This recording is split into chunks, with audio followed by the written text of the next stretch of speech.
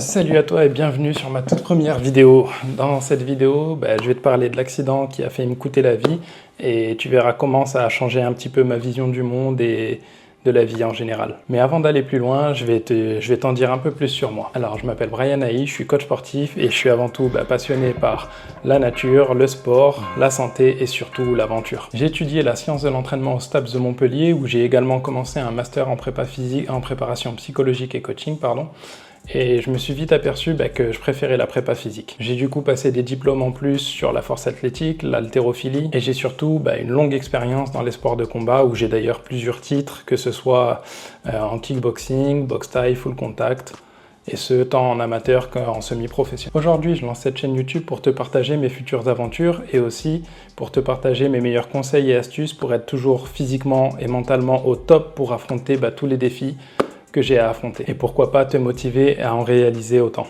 Je me souviens d'une fois où je suis allé voir une conseillère d'orientation avec l'objectif précis de devenir coach sportif. Je savais que je devais passer par le STAPS, mais je ne savais pas comment y arriver. Et malheureusement, j'ai écouté cette conseillère d'orientation qui m'a orienté vers un bac STG, Sciences et Techniques des Gestions en Communication. Son argument, c'était que j'aurais besoin de la communication dans mon futur métier. Mais dans la réalité, quand je suis arrivé au STAPS, je me suis aperçu que les STG, c'était seulement un taux de réussite de 5% en STAPS.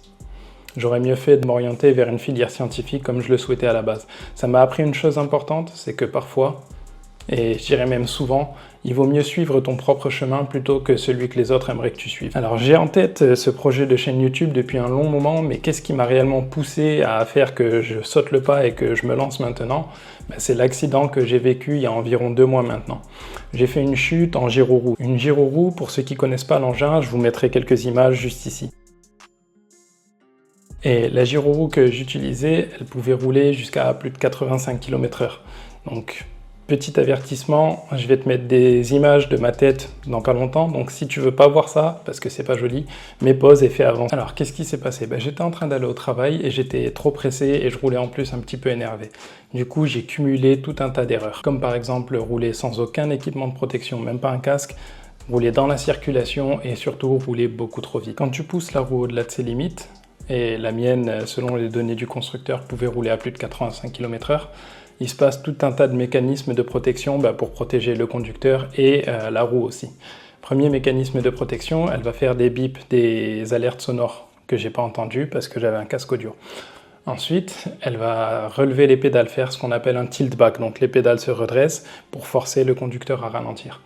Et ensuite, si tu es toujours en train d'accélérer comme un bourrin, chose que malheureusement j'étais en train de faire parce que j'étais en train de doubler un camion, là c'est le cut-off. Et le cut-off, la roue s'éteint tout simplement. Donc là, penché sur l'avant en train d'accélérer, la roue qui s'éteint, t'imagines bien la suite. Plongeons sur le bitume, tête qui frappe le sol à plus de 80 km/h. Désolé, je te coupe dans la vidéo, mais malheureusement, je pourrais pas te montrer ce que j'avais prévu, ou heureusement peut-être, je sais pas. Dans le but de respecter les codes de YouTube, je vais devoir flouter et mettre un peu de noir et blanc pour que ce soit plus tout public, on va dire. Donc je te laisse avec la suite de la vidéo et puis si tu veux en voir plus, suis-moi sur mes réseaux sociaux où j'ai parlé un petit peu de cet accident.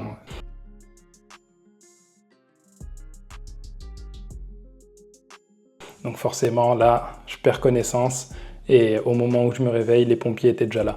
D'ailleurs, je ne sais pas qui a appelé les pompiers, mais franchement, si un jour elle voit cette vidéo, je la remercie vraiment. Et un grand merci aux pompiers aussi qui ont vraiment géré. Au moment où je me réveille, c'est particulier parce que j'ai l'impression de me réveiller d'une bonne nuit de sommeil. Et j'ouvre les yeux, j'essaye de me lever quand je sens deux mains qui me plaquent au sol et une voix qui me dit « Bougez pas, monsieur ». Donc là, je regarde un peu autour de moi, je vois que je suis allongé sur la route. Déjà, il y a un problème. Ensuite, je sens que mon visage est totalement en sang. Je vois mes mains qui sont totalement en sang. Je sens les douleurs dans la cage thoracique, dans tout le corps. Et là, je comprends que j'ai fait un accident. Mais à ce moment-là, je me pose pas plus de questions. Et d'ailleurs, j'ai aucun souvenir sur le moment. Et quand je dis aucun souvenir sur le moment, c'est que les pompiers m'ont posé tout un tas de questions auxquelles j'ai pas pu répondre. Je ne savais plus comment je m'appelle, quel âge j'ai, où est-ce que je suis, quelle date on est. Voilà, je ne pouvais pas répondre à toutes ces questions. Donc bilan neurologique assez inquiétant quand même. Donc les pompiers terminent leur bilan, me placent dans le MID. Donc le MID, c'est un matelas coquille entre guillemets, donc une sorte d'attelle qui peut être placée sur un bras, une jambe et qu'on va dépressuriser pour le solidifier. Là, pour moi, c'était sur tout le corps. Ensuite, ils me font monter dans le camion, et là, c'est à ce moment-là que j'ai des souvenirs qui commencent à revenir. Tout premier souvenir que j'ai eu, c'est mes enfants. Je me suis souvenu que j'avais des enfants, et là, alerte. Je me suis demandé, mais où est-ce qu'ils sont? Est-ce qu'ils sont en sécurité? Est-ce qu'ils vont bien? Et les souvenirs ont commencé à se réimbriquer les uns sur les autres. Je me suis souvenu que juste avant de partir, je les avais laissés chez la famille, qu'ils sont en sécurité, que tout va bien, j'ai pas besoin de m'en soucier. Ensuite, je demande aux pompiers d'appeler ma femme, et il me laisse même pas toucher le téléphone, j'avais les mains en sang de toute façon. Et quand il appelle ma femme, j'essaye de la rassurer, de lui dire que tout va bien, que je suis avec les pompiers parce que j'ai fait un accident avec la roue et qu'il m'amène à l'hôpital pour voir si tout va bien. D'ailleurs, à ce moment-là, il y a un des pompiers qui dit « Non, non, madame, non !» Et le fait de l'avoir entendu dire ça, ça l'a un petit peu inquiétée, donc elle est partie directement du travail pour me rejoindre aux urgences. Une fois arrivée aux urgences, là, elle voit un interne en médecine ou un médecin, je sais pas, qui lui dit « Je suis désolé madame, mais vous n'êtes pas près de le voir, votre mari, il est aux soins intensifs. » Et pendant ce temps-là, ils étaient en train de me faire passer tout un tas d'examens, de prise de sang, de radio, pour voir qu'est-ce qui était cassé, l'ampleur des dégâts. Et là, entre deux examens, ils en profitaient pour me recoudre, vous avez vu de toute façon les photos. Donc voilà, vous avez vu que c'était pas joli. Après m'avoir fait passer tous les examens, ce même médecin ou interne retourne voir madame et lui dit « Écoutez madame, on comprend pas pourquoi, mais votre mari va bien. Il n'a pas de problème, donc peut-être que vous allez pouvoir le voir finalement. » Après ça, ils me refont passer quand même des examens pour voir qu'il n'y ait pas d'hémorragie cérébrale, qu'il n'y ait pas de trauma crânien, pour s'assurer que c'est bien le cas. Et après ça, il laisse enfin madame venir me voir. Donc on peut vraiment dire que c'est un miracle, j'ai survécu à cet accident avec quasiment aucune séquelle. Tu vois là, ma tête 2 mois après l'accident, j'ai plutôt bien cicatrisé, je m'en sors bien. J'ai eu juste une disjonction acromioclaviculaire, donc ma clavicule qui s'est déboîtée pour faire simple. Je me suis fait opérer pour ça.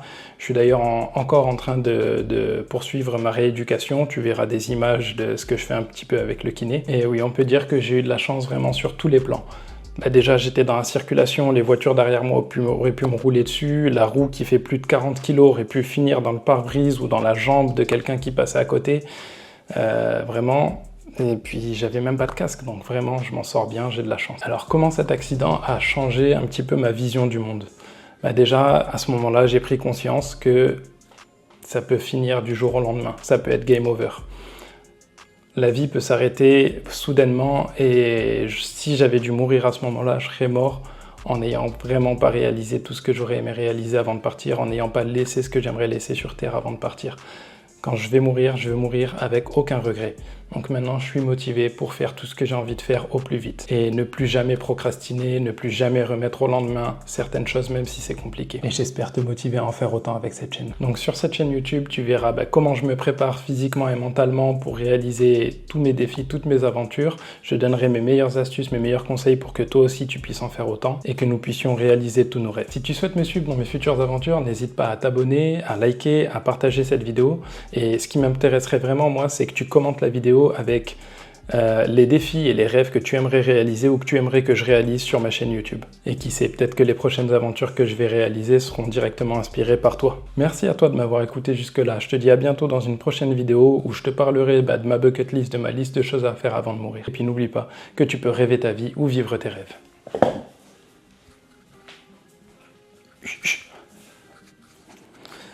Allez, je me casse moi, je dois aller au travail.